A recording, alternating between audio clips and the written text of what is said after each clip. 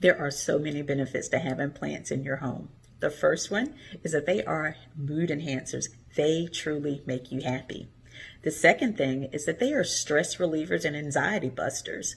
How? Well, when you're caring for your plants, it helps to lower your blood cholesterol and the cortisol, which reduces stress and anxiety. The third thing is that they help you become mindful and intentional, something that we don't always get an opportunity to do because we're always going at the speed of light. So when you're caring for your plants, you calm down and slow down, which provides an opportunity to be more mindful and intentional. The fourth thing is that they help us to become grounded to who we are, where we're from, and connect with our ancestors. And the final thing is that they are an act of resistance to the oppressive structures that say that Black people, Indigenous people, people of color, are not entitled to domesticity in their homes, when in fact, we are the very ones who coined and were the ones who were caring for homes and also caring for the land. So yes, it is an act of resistance. So the benefits of gardening are endless. Of course, you're making your own food. You don't have to go anywhere for that. You don't have to ask anyone what you can eat. There's liberty and choice. There's freedom and power. In fact, there's economics. And then there's culture as well. Because based on what you're getting, it comes from somewhere in the world, and there's a history behind that. So gardening really has a number of mental health benefits in expanding your mind and allowing you to learn while comforting you and giving you reassurance of certain processes and certain experiences you're yet to have. It also inevitably connects your community to you because people know what you're doing and want to be part of that. They are naturally part of nature too and have a connection with you. So there are endless benefits to gardening, and I hope that more people get into it for their mental health's sake. I remember when the first time I grew cauliflower, and the heads started to come up and they started to mature, and I noticed that it was starting to take on these subtle pastel hues of lavender and like a pale green. It was beautiful. It looked like a flower, but I had never seen it before. And so my supermarket brain said, pretty, but something's wrong with it. It should be white. And so as I started to research it, I learned that cauliflower actually is not white when it's ripe, when it has the antioxidants in it and it has all of the vitamins and minerals that you really want. The supermarkets have the growers pick it early, and so that's why we have this white cauliflower rather than the beautiful shades and colors that it actually comes in. And so that began the journey of me realizing that we actually don't know what our food looks like. It's not all the same pepper size or the same tomato size. Nature's not like that. It comes in all different shapes and sizes. And as you start to learn about your food and then really wanting to make sure that it has the right environment, now you have to become interested in the medium that it grows in. And it's not dirt, it's soil, it's Mother Earth, and it has its own ecosystem all of its own. And so you have to learn about that. And you see what I mean? Like, you start to grow your own food and it takes you on this journey of life where you learn so much about all of the different ecosystems, and you have to come out healthier on the other side of that. There are so many different benefits to gardening, and one of those benefits is just knowing exactly where your food comes from. Things in stores can be labeled as organic, but they're not organic the way we think they are. When you garden, you can do whatever you want in your garden. And I know for me, I don't use any pesticides or anything that's harmful to myself or my family. I make sure that everything I use is safe for us to consume and safe for the environment as well. Another benefit to gardening is having fresh food. There is nothing like going out in the garden and picking fresh fruit and veggies for you to cook for that day.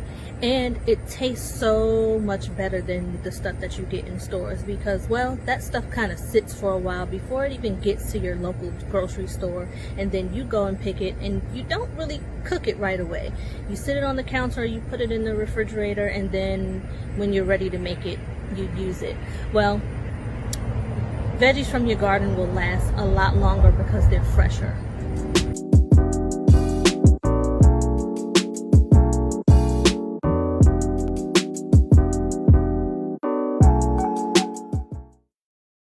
I feel life.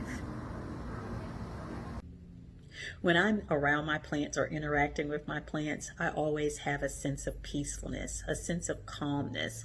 I feel accomplished. I feel excited. I am always looking for ways that I can learn more on how to be a better plant parent. So it's really gratifying when I'm around them because I know that I'm going to encounter something really exciting, or I'm going to encounter something that's going to be really educational that piques my curiosity. So it's a pretty cool experience hanging around my plants. Gardening can make you feel so many different sensations. And what I mean by that is just being out in nature, feeling the breeze in your hair or on your skin, and just becoming one with nature is something that I think is really important. It makes you happier. It makes you appreciate the little things that happen that you probably don't know is going on if you're just inside the house. Sometimes it's great to just get out in the garden and sometimes just sit and watch things happen. It's a great feeling and it'll make your mood just enhance immensely, and it's really important to just get outside and just be in that moment. So there's a time when you take your shoes off and you put your feet straight in the dirt and you suddenly feel connected to the universe. That's one sensation I feel. There's wind, there's sun, water. There are all these elements working together in different ways at different times. Different insects, different plants, birds, and smells all combine to create your one unique experience during that one time of day for that one day of the season. I'm an avid meditator. I enjoy quieting my mind and quieting my spirit. And that's what gardening does for me. You actually don't feel any sensations. You literally turn everything off. You're not thinking about anything and you're just in the moment. And you realize that there's no thoughts, there's no self-talk, there's no talk from other people, there's no noise. It's just you and the soil and the plants and nature. And that's a beautiful thing.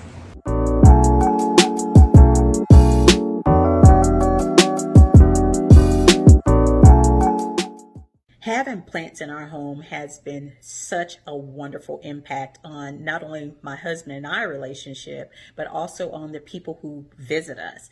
When people visit us, they're amazed at how many plants we have. And their next question is, how in the world do you take care of them? So it piques their curiosity in how you care for plants.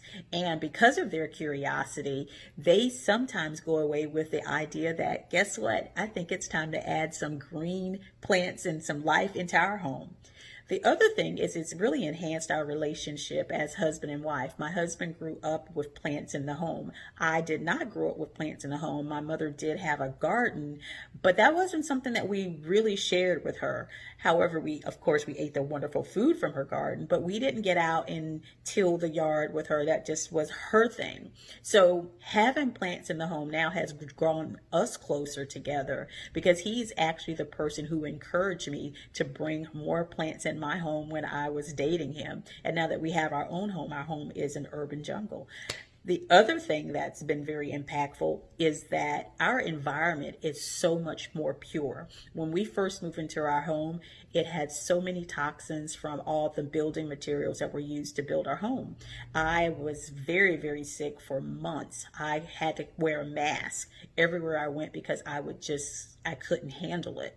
When we put more plants in our home, it purified the air. It took those toxins out of the air. And I have not had any more problems with those issues with my respiratory system since then. So physically, emotionally, and from an environmental yes, it has been a wonderful, wonderful impact in our home. Gardening has been like therapy for the therapist. It's one of the most active and embodied meditations I've ever experienced. I consider it a daily practice in mutual support and nourishment, in recognizing and meeting needs, and in knowing when to pause and when to take action. Yeah, gardening's had a great impact on our household. It's something for Triana to do, something for her to play with, something for her to grow and care for. It's also entertaining for me as an entrepreneur. I create businesses pretty quickly, and I find opportunities in the garden to create more value outside the garden. It's an opportunity too for people who want to learn and become independent on their own. So I love connecting them and learning through my own experiences. For my wife, it's been great too. She's found more ingredients that she loves to play with in the kitchen, and she's very curious culturally, and so she's found a lot of opportunity to play with that, and really just enjoy food again, to slow down, feel like we're creating, inhabiting, and owning what we put into our own bodies.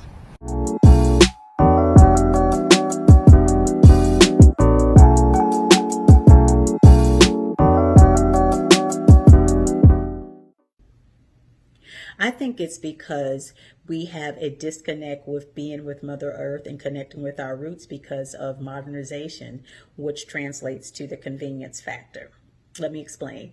The convenience factor is the ability to be able to go to any store pretty much and pick up fruit and vegetables. You can even pick up an apple or a banana at a local gas station. Also, if you're looking for plants, you can go to a retail store and pick up a faux plant in lieu of picking up a living plant that you have to care for. It's not to say that it's not something that we want to do. It's simply to say that modernization has diminished the value and importance and impact that being with Mother Earth originally had in our lives. And now seeing so many people embracing it again, I think we have a better chance of more people reconnecting. Color in gardening is important. And what I mean by color is people who look like me. Light, dark, medium brown. The point is that we don't see enough people of color in the gardening and farming industry. When it comes to Black people in gardening, a lot of us just don't have the resources, we don't have the knowledge or anything to help us understand that this is something that we are very capable of doing. And I think it's really important that we have more people, more Black people, making videos and posting on social media and showing that this is something that we can do. We've been doing this from the beginning of time, and I think it's time that a lot more of us get into it. So just reach out to local gardeners, nurseries, to get some resources on gardening in your community. It is about economics, but it's also about tradition. We've been scared away traditionally from agricultural work because a lot of it was painful for us. A lot of it was not fun, not beneficial to us. We did not get patents and inventions in our names, nor did we even retain the land that we worked on for centuries. So in a sense, a lot of us don't want to do agriculture. Yet this is the new opportunity because it's been so heavily consolidated and because there are so few of us already in the field right now. It means that the opportunity and the pendulum is swinging back the other direction. There's too much of a need for food that's high quality for this to not be valuable to us to get into right now. There's too much of an opportunity of land and people realizing their food is garbage. Honestly, like, your food is garbage, so people realize that and they're desperate to find any other solution. I'm encouraged by how people of color in the past have, in a sense, saved various cultures by offering food as services. You know, those who first arrived at North America couldn't survive through the winters without those indigenous folks that were here, similar to those earlier in Europe who couldn't get out and get into the Renaissance period without those who supported them in periods of agriculture and scientific development. So a lot of that was people of color. And here we are again with another cycle of society falling upon its knees, asking for help in a sense, and we know what we need to do. Our ancestors have programmed us with what is possible, and the economics and the timing of it all have lined up to where we have support both on the federal, state, city, district, nonprofit, corporate levels, and a fair amount of opportunity to make it happen. Let's get together and do it.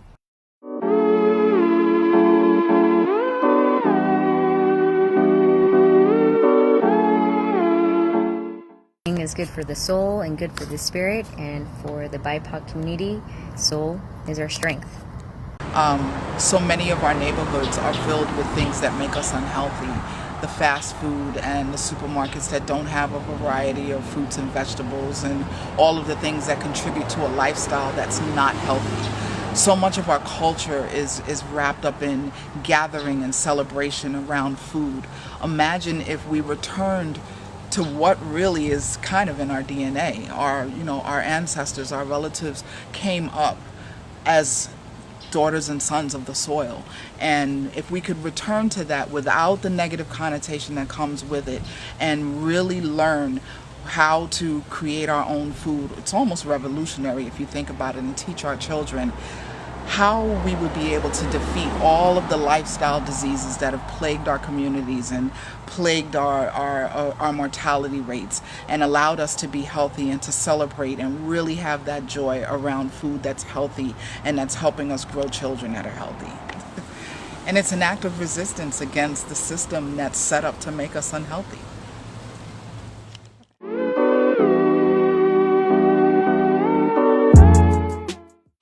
So you don't need a green thumb. Have a curious thumb instead. Learn about the relationships that exist between and among soil and plants and roots and microbes and sunlight and water and air and weeds and insects.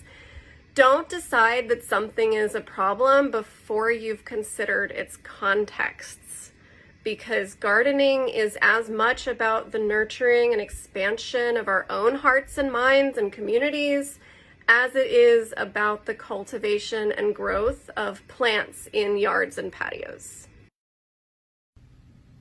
I don't believe in the green thumb myth. I think that everyone who wants to nurture a plant can certainly do so. Yeah, there's a learning curve, and there will be a few plant casualties that go off to plant heaven, but that's okay, because we all have to lose a plant here or there so that we can learn what it is that we need to do. Do we need to water less, or do we need to water more? Do we need to learn the difference between bright indirect light and direct light?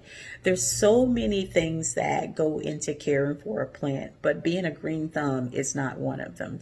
Being willing to learn what it takes to care for a plant is what is going to make you a successful plant parent. If you don't have a green thumb, I dare you to throw some seed into soil and water it for 10 days and see how you feel.